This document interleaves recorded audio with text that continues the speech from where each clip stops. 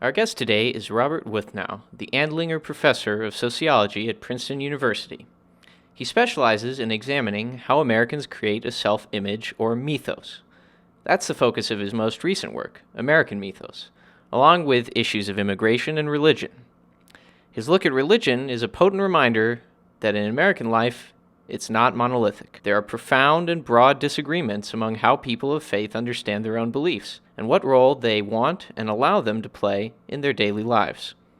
He's also the author of the forthcoming After the Baby Boomers, How 20 and 30-somethings Are Shaping the Future of American Religion, Poor Richard's Principle, and God and Mammon in America.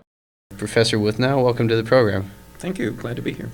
And I'll start off with a pretty simple question, I guess. What is American mythos? Well, it's actually not that easy to describe. I guess one way to put it is that we have lots of stories that we tell about what America is and what America means to us and why it's a wonderful country to live in. And so it's our myth in that respect. And what I've tried to do in the book by that title is to unpack some of those myths, some of those stories that are very familiar to us. The idea of America as being a land of opportunity, for instance. We can all move up the ladder, succeed, and so forth.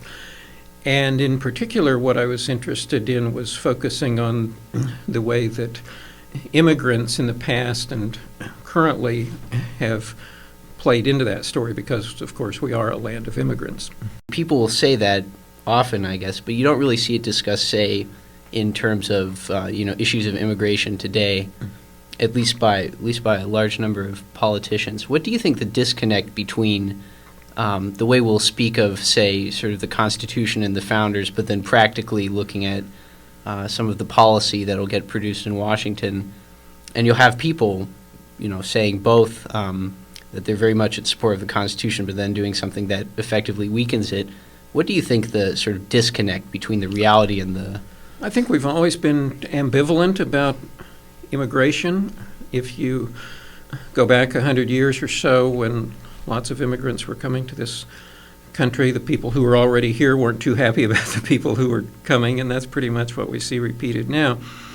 And the odd thing is that once an immigrant community or an immigrant population settles in for a generation or two, then they, of course, start to think of themselves as American and start to think that America is a great country because it is a land of opportunity for immigrants.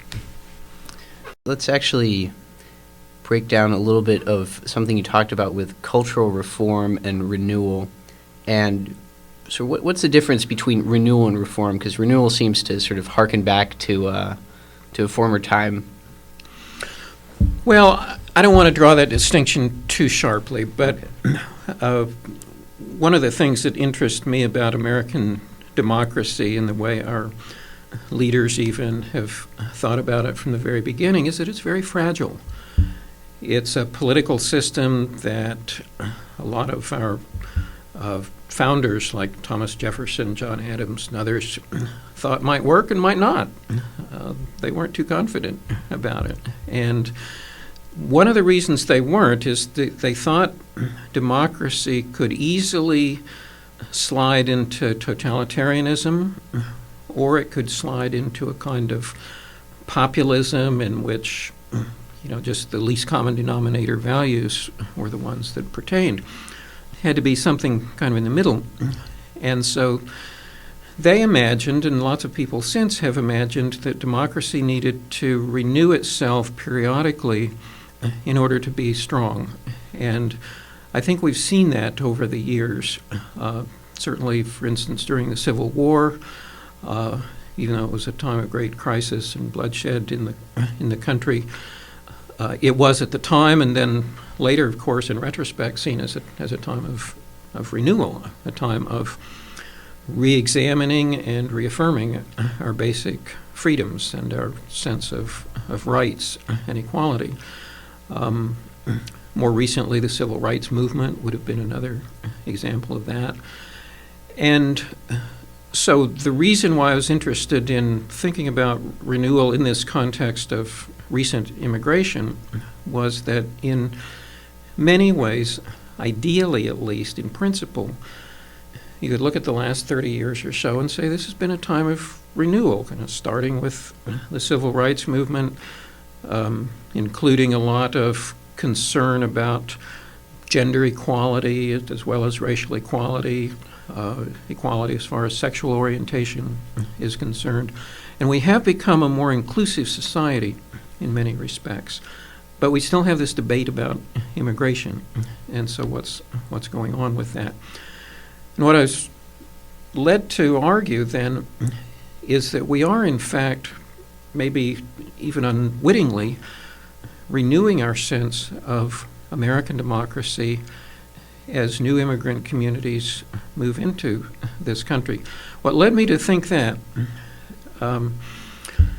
is that the people we talked to, and I should explain that the book was based mostly on about 200 really in-depth qualitative interviews we did with either first or second generation immigrants. 2/3 were first generation immigrants, 1/3 were second generation immigrants.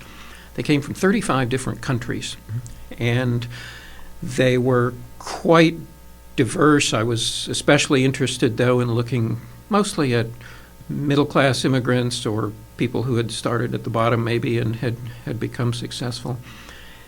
And the interesting thing about these people, despite the enormous diversity of backgrounds they came from, was that they had all bought in very heavily to the idea of the American dream.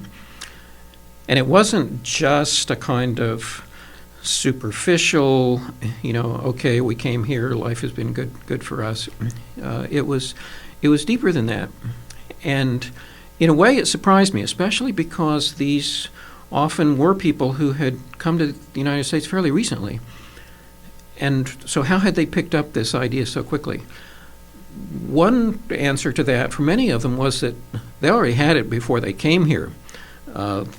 This is, of course, an idea about America worldwide, and they had maybe studied about America in school, they traveled to America, or they had come to the United States for college or graduate school, and so they kind of knew what America was about.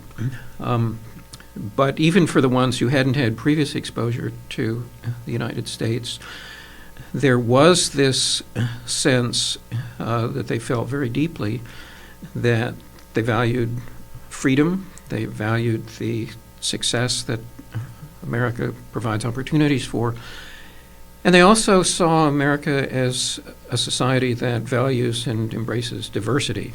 So in that sense, they really cherished being here, perhaps taking the freedom and the opportunities that all of us experience less for granted than those of us who have lived here all of our lives.